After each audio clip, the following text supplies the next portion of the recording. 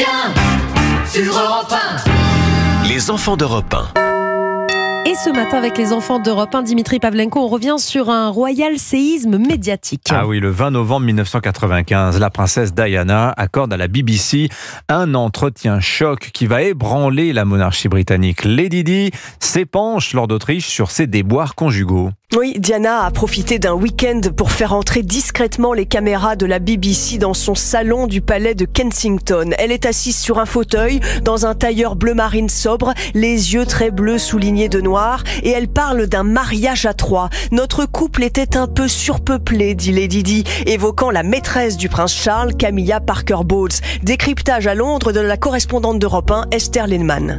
Diana confirme toutes les rumeurs distillées par ses proches. L'échec de son mariage, sa boulimie, sa liaison avec James Hewitt, le fringant officier de cavalerie dont elle est tombée follement amoureuse, et surtout la haine froide qu'elle éprouve pour ceux qu'elle appelle désormais l'ennemi, c'est-à-dire l'entourage immédiat de son mari.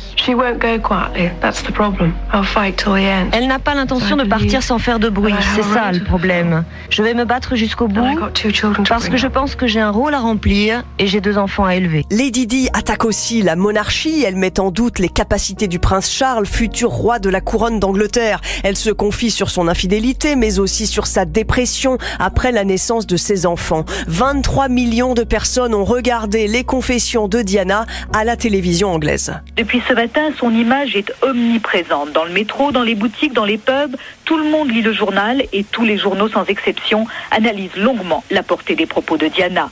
Étonné par sa franchise, admiratif devant sa facilité à communiquer, tous les professionnels saluent une performance de star. Et selon un sondage, 85% des téléspectateurs britanniques estiment qu'elle a eu raison d'ouvrir son cœur comme elle l'a fait. C'est après ces confidences que la reine Elisabeth demande à Charles et Diana de divorcer. Diana ne voulait pas, mais difficile de dire non à la reine. Diana se voit en effet très bien dans le rôle d'ambassadrice de charme.